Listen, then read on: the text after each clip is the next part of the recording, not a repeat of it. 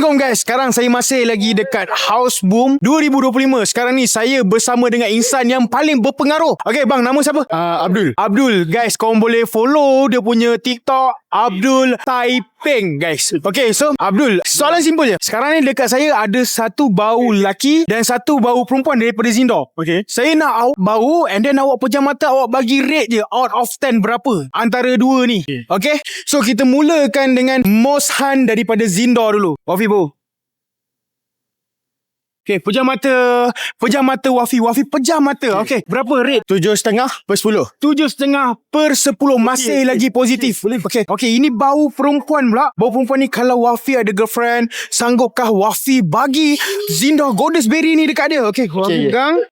Okay, bau pejam mata Wafi. Wafi pejam mata. Okay. 8 8. Wafi. 8 lah. Dia 8.5. 8. Nak ke 9 tu. Sebab dia okey. Boleh pakai hari-hari. Oh, dia tak pekat sangat. Dia okey-okey. Oh, dia soft. soft. Terbaik. Itulah daripada seorang Abdul kita. So, awak student? Ya, betul. Student. Okay, student. So, saya ucapkan semoga awak golak dekat luar sana. Okay. Jaga family. Sebab apa-apa support Zindor, okay? Support Zindor.